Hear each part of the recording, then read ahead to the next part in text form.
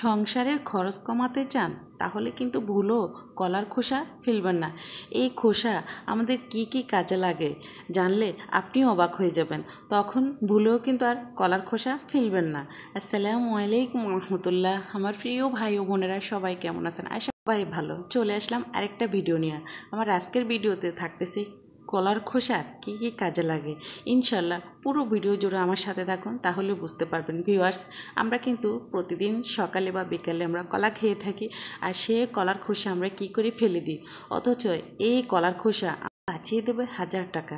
Viewers, এখানে আমি কিছু কলার খোসা নিয়েছি, আর কলার খোসা অনেক সময় কালো হয়ে গেলে কী করে আমরা ফেলে দিই। ভিউয়ার্স, এটা ফেলতে যাবেন না, এই খোসা শুকিয়ে এটার পাউডার করে রাখবেন মুখের ত্বকের জন্য, এবং বিভিন্ন ওষুধি কাজের জন্য কিন্তু কলার খোসা শুকিয়ে সে পাউডার যদি রাখেন তাহলে কিন্তু আপনাদের অনেক কাজে ইনশাল্লাহ। ভিউয়ার্স, এখানে আমি বেশ কিছু খোসা নিয়েছি, আপনারা দেখেছেন। এখন আমি এই খোসাগুলো কি কি কাজে লাগাচ্ছি সেটা অবশ্যই আমার সাথে থাকুন, তাহলে কিন্তু আপনারা বুঝতে পারবেন। ভিউয়ার্স, এখান থেকে কিছু খোসা আমি কেটে নেব, আর কাটার পর ভিউয়ার্স আমি যে কাজটা করব, এখন আমি ছোট ছোট করে কেটে নেব। কাটার পর আমি সামান্য কিছু লবণ দিয়ে আমি অফ ক্যামেরায় এগুলোকে আমি সিদ্ধ করতে দেব। আর লবণ দেওয়ার উদ্দেশ্য হলো ভিউয়ার্স, কলার খোসার মধ্যে যে একটা কোষ্টি থাকে সেটা চলে যায়, সে সময়ের মধ্যে সেটা কিন্তু আবার সিদ্ধ হয়ে যায়। তো আমি যেহেতু এটা আমি সিদ্ধ করব, এবং সিদ্ধ করার পর আমি সেটা কি কাজে লাগাবো ইনশাল্লাহ পুরো ভিডিও জুড়ে থাকুন, তাহলে আপনারাও কিন্তু এই গুরুত্বপূর্ণ টিপসটা শিখতে পারবেন, এবং আপনাদের কিন্তু অনেক টাকায় কিন্তু বেঁচে যাবে। এই তো এরকম ছোট ছোট করে কিন্তু আমি বেশ কিছু খোসা নিচ্ছি বিয়ার, যেহেতু আমি এটা সংরক্ষণ করে রেখে প্রায় 3 থেকে 4 দিন আমি এটা ব্যবহার করব, তো সেই উদ্দেশ্যে কিন্তু আমার এখান থেকে বেশি খোসা না। আপনারা যদি প্রতিদিন ব্যবহার করে এটা ইউজ করতে চান তাহলে সেক্ষেত্রে খোসাটা একটু কমিয়ে নেবেন।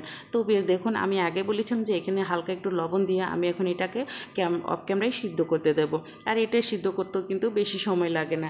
যাই হোক ভিউয়ার্স, এভাবে আমি চুলা দিয়ে দিলাম। এখন আমার পরবর্তী যে টিপসগুলো খুবই ইম্পর্টেন্ট টিপস ইনশাল্লাহ। এখন আমি কলার খোসার যে একটা এক্সট্রা থাকে, তো সেটা আমি ফেলে দিলাম। এখন এগুলোকে আমি বড় বড় সাইজ করে কেটে নিচ্ছি, আর যে জিনিসগুলো ব্যবহার করব সেখানে কিন্তু এরকম বড় সাইজ করে কিন্তু আপনারা বেশ কেটে নেবেন। ছোটো করতে যাবেন না, ছোটো করলে কিন্তু যেসব কাজে আমরা ব্যবহার করব সেটা কিন্তু একদমই হবে না। আমাদের অকেজো অনেক সময় আমার যে ব্যাগগুলো বিয়ার্স অনেক সময় অনেকটা কিন্তু নোংরা হয়ে যায়, তখন আমরা কি করি, লিকুইড কোনো কিছু দিয়ে কিন্তু আমরা পরিষ্কার করি। সেটা আপনারা কখনোই করতে যাবেন না। এরকম পরিষ্কার কলার খোসা নিয়ে তারপরে এটাকে আপনারা খুব ভালো করে ক্লিন করবেন বিয়ার্স, দেখবেন যে ব্যাগগুলো কিন্তু খুবই সুন্দর এবং চকচকে হয়ে যায়, এত সুন্দর যে আপনারা অবাক হয়ে যাবেন। আমার এই ব্যাগটা কিন্তু অনেক দিনের পুরাতন, তো আমি একটা পুরাতন ব্যাগ নিলাম আপনাদের দেখার জন্য, যে একটু পরে আপনারা বুঝতে পারবেন যে এটা থেকে যে ময়লাগুলো বের হচ্ছে, তারপর যখন একটা পরিষ্কার টিস্যু পেপার দিয়ে আমি এটাকে মুছে নেব তখন কিন্তু এটা একদমই চকচকে থাকবে।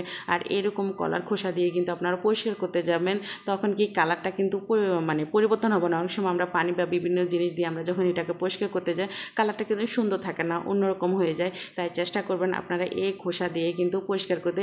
আর একটা কথা বলি বিয়ার্স, গহনা বা রূপার জিনিসও আপনারা কিন্তু এরকম কলার খোসা দিয়ে পরিষ্কার করবেন, ইনশাল্লাহ আপনারা নিজেরাই কিন্তু অবাক হয়ে যাবেন যে এত সুন্দর চকচকা থাকে। অনেক সময় আমরা গহনা জিনিস পরিষ্কার করতে গেলে কিন্তু আমরা দোকানে বা বিভিন্ন কিছু দিয়ে কিন্তু আমরা পরিষ্কার করে থাকি, সেটা কিছুদিন পর খেয়াল করবেন আবার কিন্তু হয়ে যায়। বাট এরকম কলার খোসা দিয়ে আপনারা পরিষ্কার করে দেখবেন ইনশাল্লাহ খুব সুন্দর, অল্প সময়ের মধ্যে কিন্তু সেটা পরিষ্কার হয়ে যায় এবং চকচকে ভাবটা থাকে। তো এই চেনটা দেখুন বেশ কতটাই আগে নোংরা ছিল, তো আমি এটা কলার খোসা দিয়ে কিন্তু খুব সুন্দর করে কিন্তু আমি এটাকে ক্লিন করে নিলাম। তো আমার একটা টিপস শেষ হলো, আমি পরবর্তীতে আরেকটা টিপস আপনাদের সাথে শেয়ার করবো ইনশাল্লাহ। এই টিপসটা কিন্তু খুবই গুরুত্বপূর্ণ ভিউয়ার্স। আমি এখানে কিন্তু আপনারা খেয়াল লক্ষ্য করলে বুঝতে পারবেন, আমি কিন্তু ছুরি দিয়ে কিন্তু ছোটো ছোটো করে কেটে নিচ্ছি। এটার উদ্দেশ্য হলো ভিউয়ার্স, আমাদের দাঁত কিন্তু অনেক সময় কিন্তু লালচে লালচে একটা ভাব থাকে, আমরা ব্রাশ করার পরে কিন্তু সেই লালচে ভাবটা যায় না। তো এরকম কলার খোসা দিয়ে কিন্তু আপনারা পুরো দাঁতগুলো কিন্তু খুব সুন্দর করে কিন্তু এভাবে ব্রাশ করে নেবেন।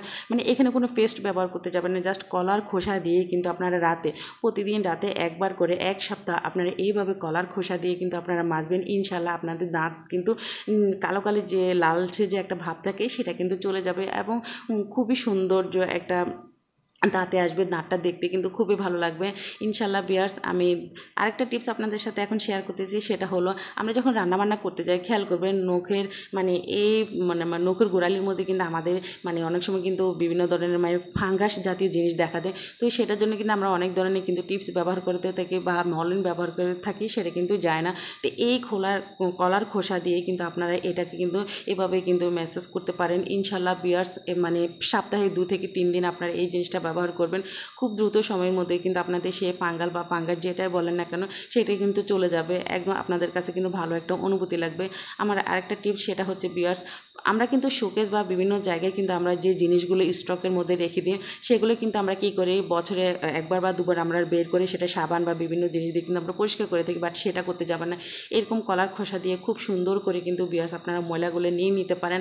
আলাদা কোনো পানি কিন্তু এখানে আসলে ব্যবহার করার একদমই দরকার নেই। এইভাবে কলার খোসা দিয়ে আপনারা ক্লিন করে তারপর কিন্তু টিস্যু দিয়ে কিন্তু খুব সুন্দর করে যদি আপনারা এটাকে পরিষ্কার করে নেন, এগুলো কিন্তু একদমই চকচকে থাকে এবং কোনো প্রকার কিন্তু ধুলাবালি কিন্তু এখানে দেখা যাবে না। দেখুন ভিউয়ার্স, আমি যখন এটা ক্লিন করেছি মাশাআল্লাহ খুব সুন্দর করে কিন্তু ময়লাগুলো উঠে যাচ্ছে। আর এগুলো কিন্তু স্টকারের জিনিসগুলো কিন্তু আপনারা এইভাবে ক্লিন করতে পারেন, অল্প সময়ের মধ্যে কিন্তু আপনাদের কাজ কিন্তু বেঁচে যাবে। অনেক সময় আমরা কী করি একবার সাবান দিয়ে ধুই, তারপর আমরা রোদে শুকাই, তারপর আমরা আবার শোকেস বা বিভিন্ন স্টকে আমরা যেখানে ডিনার সেট বা কাচের জিনিস বা এইভাবে ননস্টিকের জিনিসগুলো আমরা রেখে থাকি, তো আমাদের কিন্তু অনেকটা কিন্তু সময় বেঁচে যাবে, সেই সাথে কিন্তু কিছু টাকাও বেঁচে যাবে। যাই হোক ভিউয়ার্স, এইভাবে আপনারা এই জিনিসগুলো একবার হলে ব্যবহার করবেন ইনশাল্লাহ আপনাদের কিন্তু অনেকটাই কাজে লাগবে। আরেকটা গুরুত্বপূর্ণ জিনিস আপনাদের সাথে শেয়ার করবো ভিউয়ার্স, সেটা হচ্ছে যে কি পায়ের তলা অনেক সময় কিন্তু অনেকজনের ফেটে যায় বা ব্যথা করে, তো সেই জিনিসটা কিন্তু আপনারা এইভাবে কলার খোসাটাকে পায়ের তলা বসিয়ে তারপর টিস্যু বা সাদা কাপড় দিয়ে, আমি এখানে টিস্যু দেখাচ্ছি, সাদা কাপড় দিয়ে এইভাবে বেঁধে দিবেন, 10 থেকে 15 মিনিট আপনারা রাখবেন এবং হাঁটতে যাবেন না। অল্প সময়ের মধ্যে ভিউয়ার্স আপনাদের কিন্তু এই ব্যথা একেবারে কমে যাবে, সামান্য কলার খোসায় আপনারা ব্যবহার করে দেখবেন ভিউয়ার্স। আমার পরবর্তীতে টিপস যেটা আমি আপনাদের সাথে শেয়ার করবো খুবই গুরুত্বপূর্ণ, সেটা হচ্ছে যে কি এখানে কলার খোসাগুলো দেখুন আমি কিন্তু অফ ক্যামেরা খুব সুন্দর করে কিন্তু আমি সিদ্ধ করে নিয়েছি। এখন আমি যেটা করবো একটা ছাঁকনির সাহায্যে আমি পানিগুলো ফেলে দেবো। তো পানিগুলো কিন্তু আমার কোনো কাজে আসবে না, যেহেতু এখানে লবণ ছিল। তো পানিগুলো ফেলে দেওয়ার পর এখন এই খোসাটাকে কিন্তু আমি অফ ক্যামেরায় ব্লান্ডার করে নেব ভিউয়ার্স। দেখুন মাশাআল্লাহ আমি কিন্তু খুব সুন্দর করে কিন্তু এটাকে আমি ব্লান্ডার করে নিচ্ছি। এখন এখানে আমি যে উপকরণগুলো ব্যবহার করবো ইনশাল্লাহ আমি মনে করবো সেই উপকরণগুলো আমাদের প্রত্যেকের ঘরে কিন্তু থাকে। ঘরে থাকা জিনিস দিয়ে কিন্তু আমরা আমাদের ত্বকে কিন্তু মসৃণ এবং উজ্জ্বল এবং খুব সুন্দর করতে পারি, একটু বুদ্ধি খাটিয়ে যদি আমরা এই জিনিসটা করতে পারি ভিউয়ার্স। কলার খোসার মধ্যে এখানে দিয়ে দিলাম আমি 1 চামচ চালের গুড়। আপনাদের কাছে যদি চালের গুড়টা না থাকে তাহলে কিন্তু এখানে আপনারা বেসন ব্যবহার করতে পারেন, বাট চালের গুড়টাই দিলে কিন্তু মুখের উজ্জ্বলতা কিন্তু অনেকটাই বাড়িয়ে দেয়, সেটা আমরা কিন্তু অনেকেরই আমাদের জানা। তো বেশ দেখুন এখানে কিন্তু চালের গুড়টা দিয়ে কিন্তু আপনারা সাথে সাথে এটাকে কিন্তু খুব সুন্দর করে মিহি করে নেবেন।